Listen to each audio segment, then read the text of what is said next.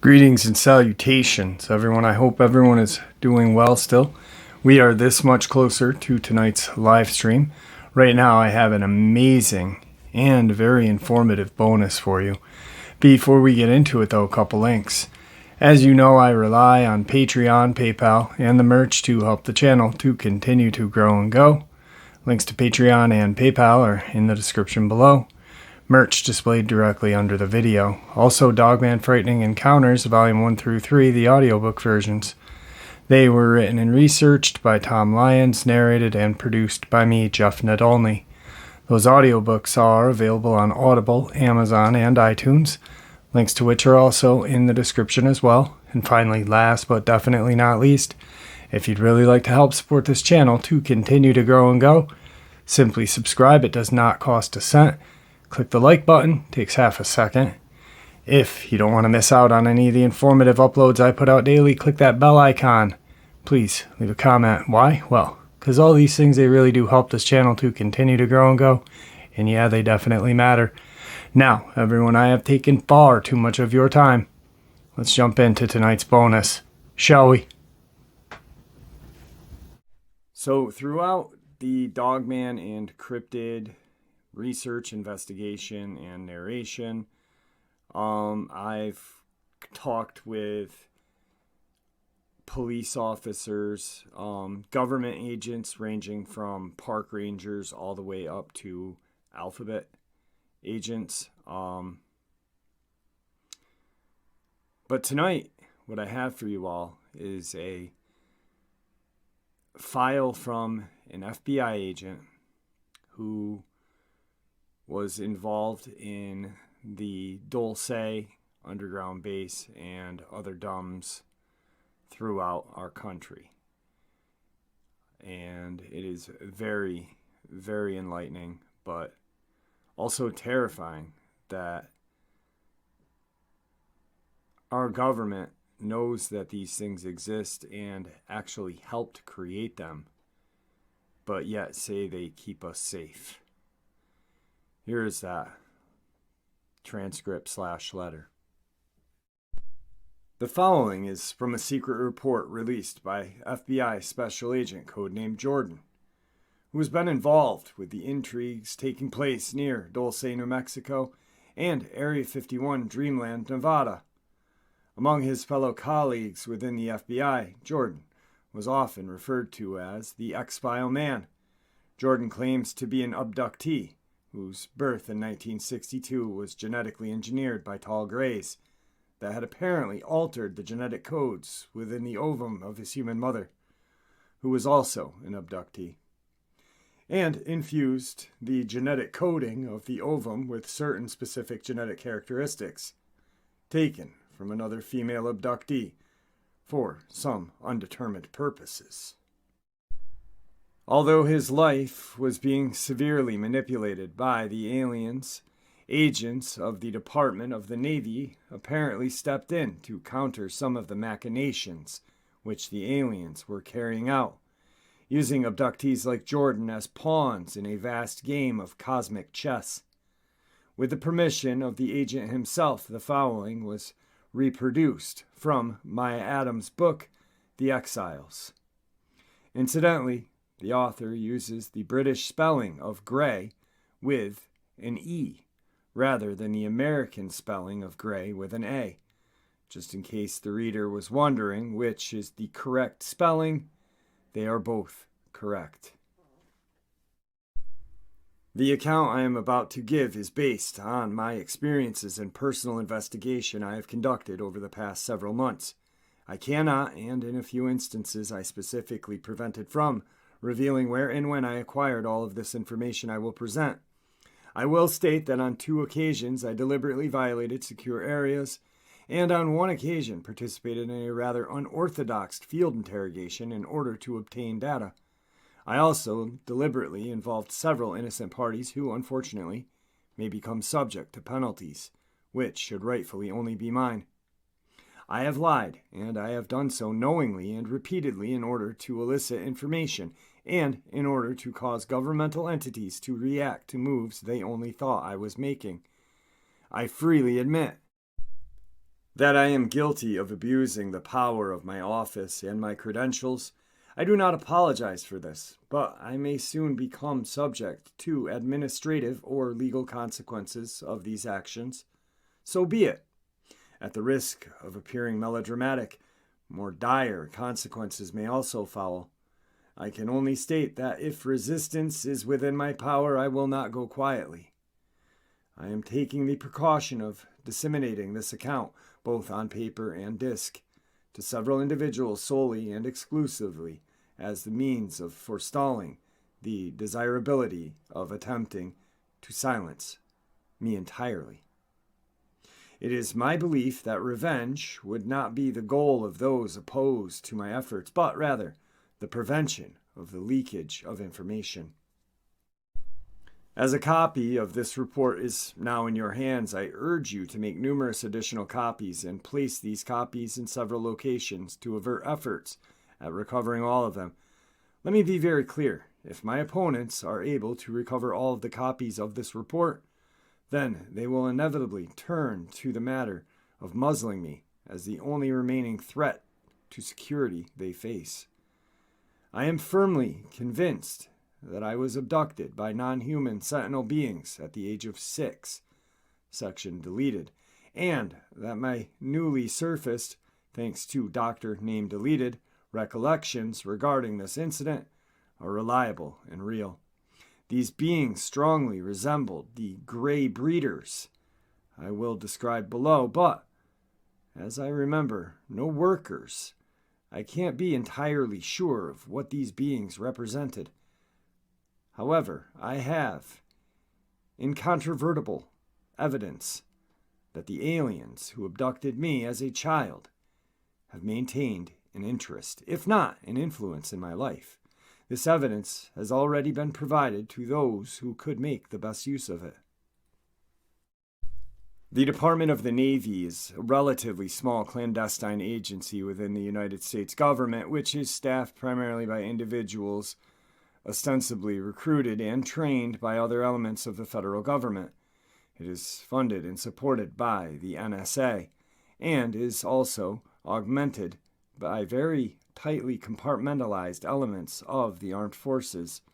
I believe that Blue Light is the original code name for the United States Army EBE-related unit, which was allegedly converted into the now famous counter-terrorist Delta Force and other governmental organizations.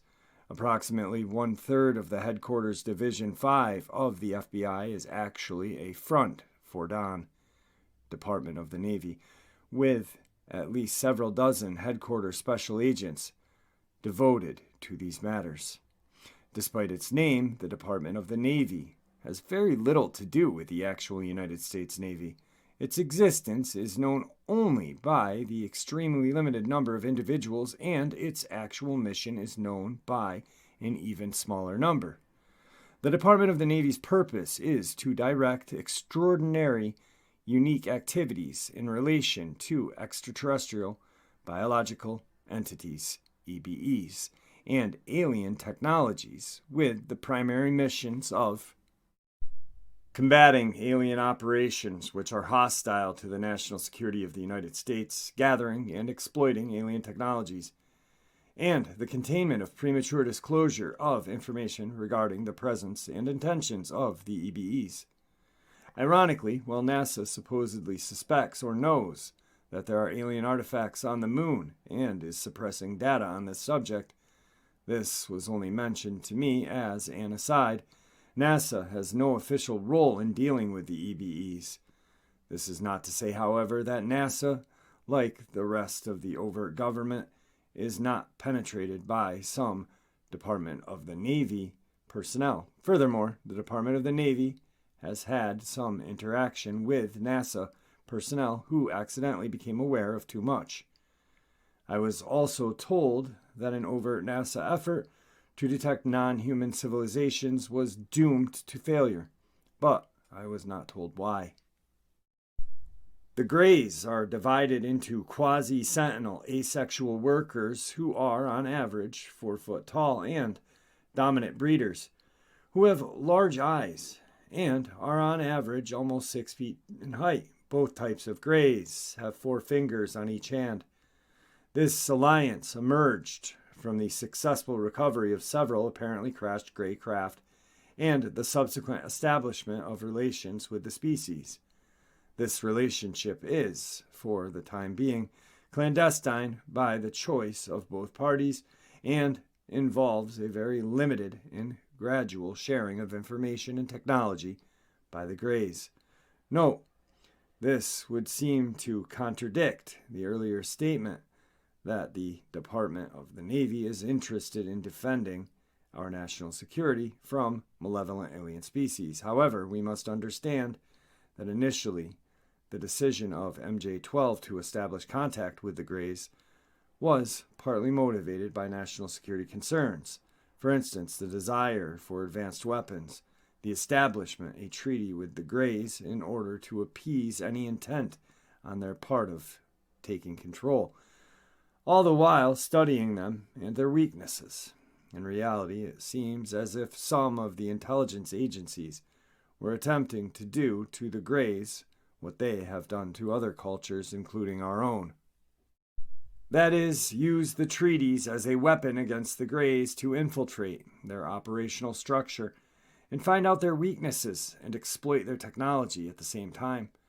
According to contactees, most of the human cultures who have been taken over in the past as a result of the Trojan horse treaties with the Greys were sincerely blinded by the Greys' platitudes of benevolence and friendship. Much more cynical and untrusting intelligence agencies of planet Earth, who were no strangers to war and betrayal, although hoping for the best, were at the same time preparing for the worst once the treaties were established. In the end, the choice of the Greys to play their hand and match wits with the intelligence agencies of planet Earth, whose cunning and expertise of manipulation are notorious, may ultimately be their downfall. Nevertheless, these agencies on Earth are playing a high-risk game. In their bid to gain galactic intelligence and technology with the Greys, they run a high risk of having many of their own agents fall under the psychological control of the Greys. In other words, while reaching one hand out in a feigned friendship toward the Greys, the other hand is busy developing technical weaponry in the hope of potentially exploiting, conquering, and destroying them, just in case they turn on us. We must admit that there are various different motives in dealing with the Greys. The elite globalists, of course, need the Greys' mind control technology to assist in the implementation of their planetary dictatorship. Others want nothing to do with the Greys, but desire only their technology. In a strange twist of irony, the military alliance and subsequent resistance to the Greys may work for the eventual good of the planet. The reason for this is the fact that in their attempt to infiltrate and subvert our planet, the Greys made some grave underestimations. One of the major mistakes they made, probably out of fear of reprisal, resulting from the growing knowledge within intelligence agency of the blatant betrayals of the treaties, was to jump the gun and attempt a planetary takeover before they were ready for it. They discovered that their methods, which have succeeded in other worlds, did not work quite as well on planet Earth. When the takeover came about, they were only able to conquer a large segment of the underground world, whereas their attempts to use their human agents on the surface to take control of the world above by precipitating a full totalitarian coup in America was strongly resisted. Because of this resistance, they could only achieve no better than a stalemate. Now it is a tooth and nail battle between freedom-loving sovereignist humans above and freedom-hating collectivist reptilians below for control of the minds of the leaders of the military-industrial complex, which operates both above and below the surface of the planet. Whichever side comes out in control of the MIC will possess both worlds. The aliens are running scared because in 1989 their secret, the Enigma, came crashing through the surface and out into the open when Bob Lazar had the guts to come clean about what was happening at Area 51. Once he stood up to the beast, others joined him in his crusade. John Lear, William Cooper, Don Ecker, Paul Benowitz, Krista Tilton, Val Valerin, Phil Snyder, Thomas Costello, Jason Bishop, Noro Hawkwana, Bill Hamilton, Agent Yellowfruit, John Rhodes, Michael Lindman, Michael Corbin, Commander X, Jim McCampbell, Robert Morningsky, Colonel Stephen Wilson, Bill English, Jefferson Souza, yours truly, etc., etc. I cannot name all of the names here, as the list grows every day.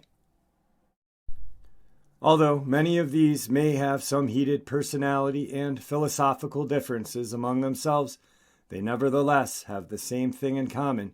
Each of them possessed a different piece of an overall puzzle on the human-alien interaction.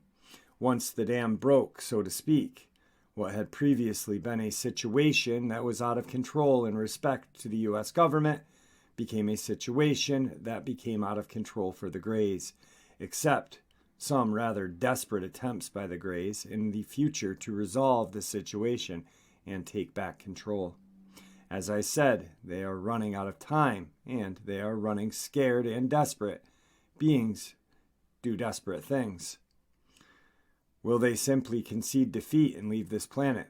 Or do they consider planet Earth and its resources to be the key to a continued survival of their empire?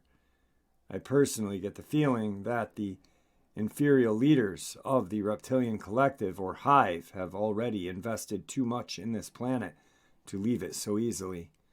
This means that a resolution of the situation will be up to the United States and hopefully more than a little divine intervention. With this in mind, one might better understand the seemingly schizophrenic actions of the DON, or Department of Navy, CIA, NSA, MJ-12, and other agencies which are being influenced and contested by basically three different groups with different agendas. Those intent on maintaining true national security, those intent on selling out the U.S. for personal gain, and those in the middle who are just obeying orders and essentially don't know where they stand.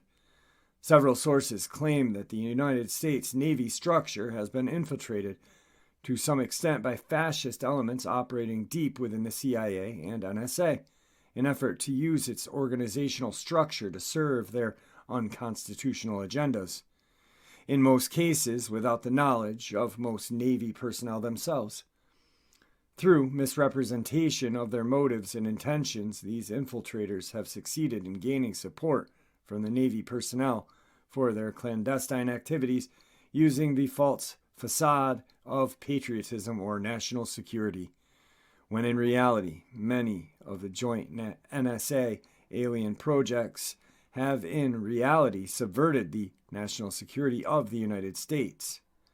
Several underground and underwater facilities, at least one underwater facility, is off the Florida coast and has terrestrial access point in South Miami. I and my unseen cohorts have already provided the address to several individuals have been established to support these joint operational activities and to provide a suitable habitat for the EBEs involved. Parenthically, the Multiple Protective Shelter MPS ICBM basing scheme proposed in the early 80s was actually a cover for the construction of 4,600 EBE-related bunkers. This scheme was politically untenable and had to be abandoned. but would have allowed for a tremendous expansion of alien activity in the United States. There is presently an ongoing competition for influence, if not outright domination, over the Earth and its life forms between the Greys and other species commonly identified as reptilians or lizards.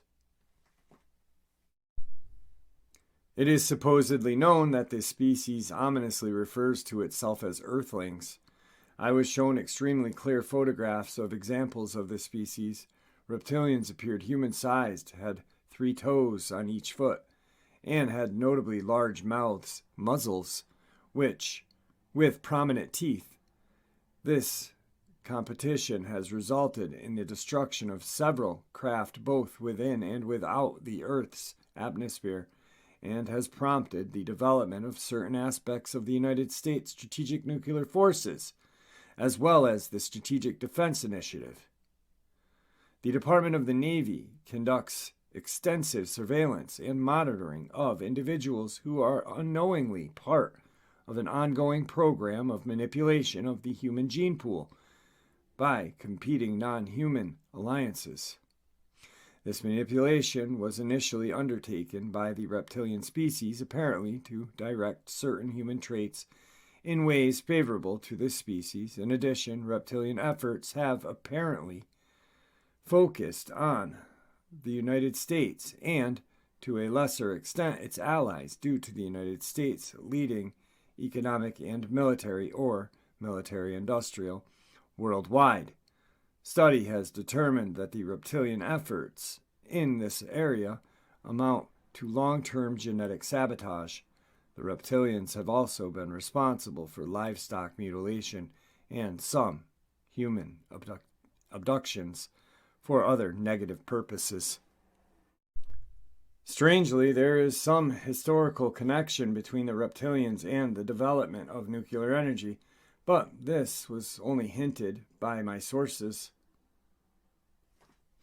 However, the Grey abductions of human subjects have been aimed primarily at the creation of particularly hardy elite hybrid species, which would be initially capable of forming and leading elements of the Grey society, as well as serving a similar role in human society. The hybrids would also be able to survive destructive ecological changes that the Greys believe will take place on Earth in the near future. The hybrids I saw had the appearance of human children, with unusually large heads and eyes, as well as fine, sparse hair. Earlier and unsatisfactory efforts supposedly resulted in a more fetus-like appearance on the part of these hybrids. All hybrids thus far produced are sterile and unable to reproduce. However, all hybrids have well-developed digestive systems. The implantation of bioelectronic devices in proximity to the central nervous system of abductees has been utilized by the Greys for several complementary purposes, but the most important reason is in order to have a more reliable means of mind control at a distance.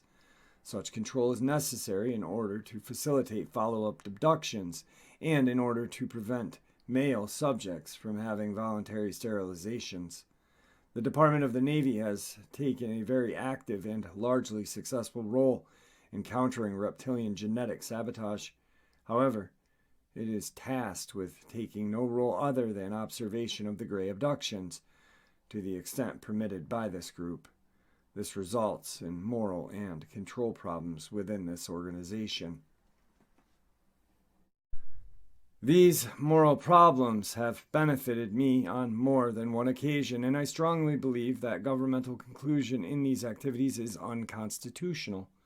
The Greys, like the reptilians, routinely attempt to erase the abduction-related memories of those abducted.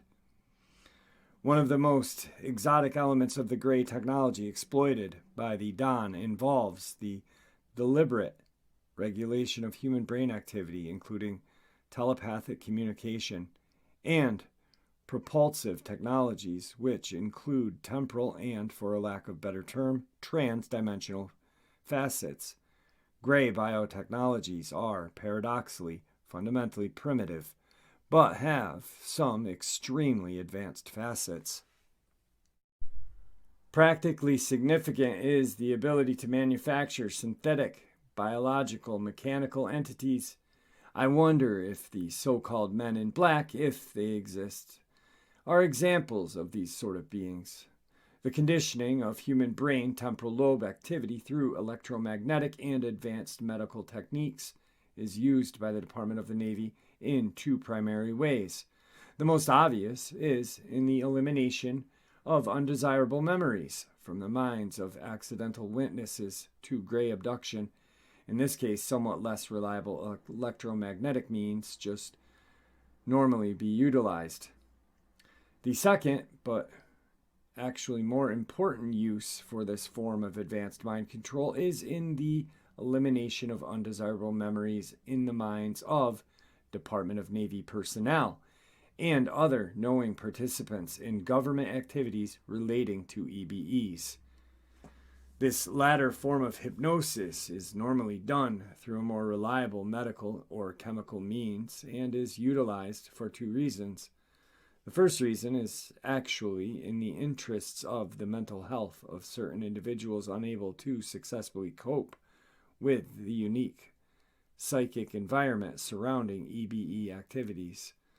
The second reason to utilize voluntary mind control on the government personnel is to delete information from the minds of these individuals, which could be exploited by either terrestrial and or extraterrestrial.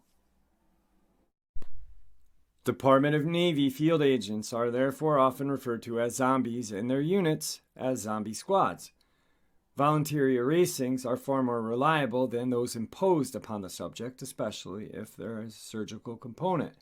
However, neither technique is absolutely reliable, and therefore, all erasings also include elements of disinformation implanted in the mind of the target or agent, which would tend to render any recall accounts contradictory or otherwise unreliable. Zombies are also programmed against allowing themselves to be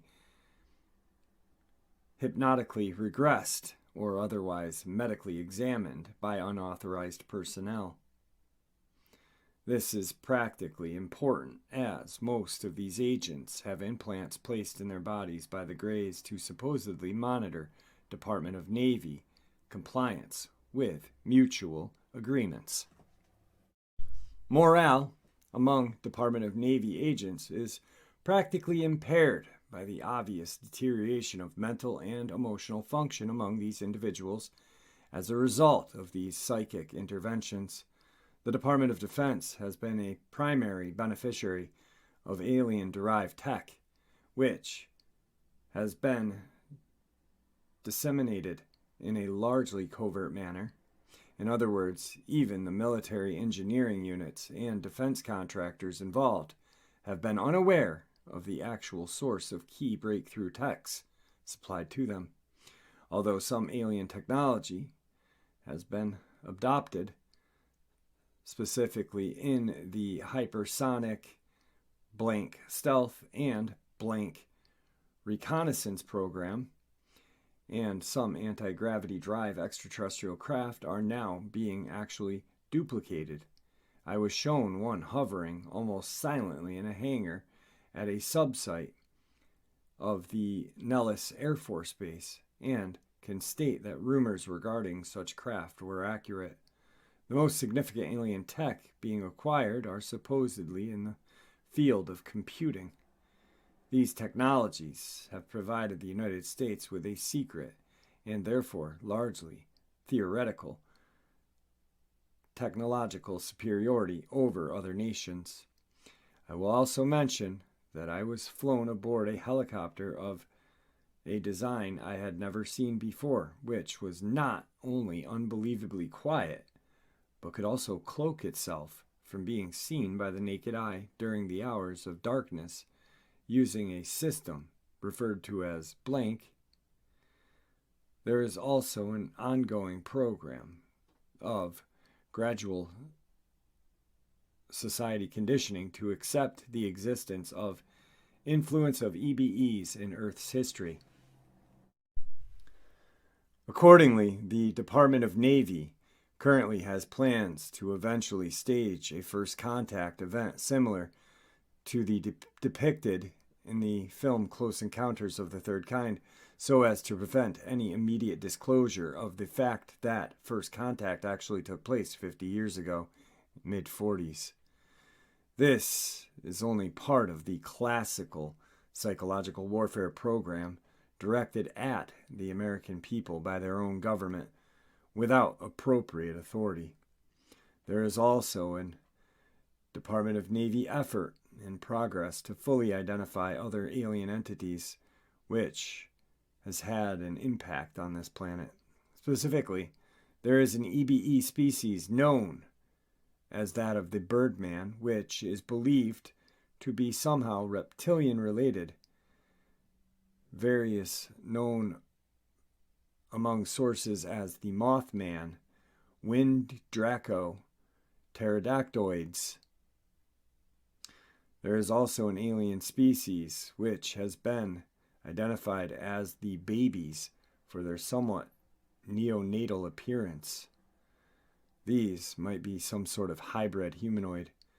The interspecies rivalry currently in progress involves elements of what can only be termed espionage. In other words, both sides have utilized tactics and strategies usually associated with covert intelligence agencies. The most striking tactic employed by the reptilians is that of the false flag, which involves the portrayal of hostile reptilian actions as being those of more benign species.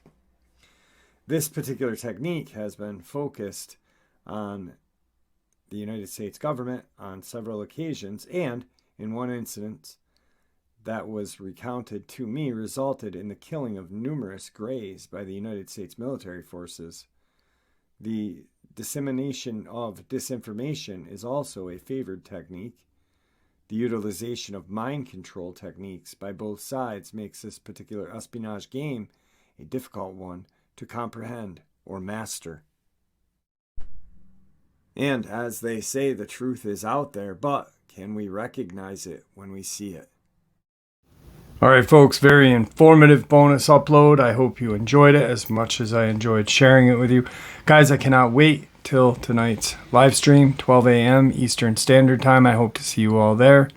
Please, everyone, stay safe, happy, healthy, and ever vigilant, keeping an eye on your children, your pets, your family, and friends. Also, your support is what makes this channel continue to grow and go, and also what makes it so special. So thank you. It is truly appreciated. Guys, well, you know, I can't thank you enough. So, but with that, please stay safe and God bless.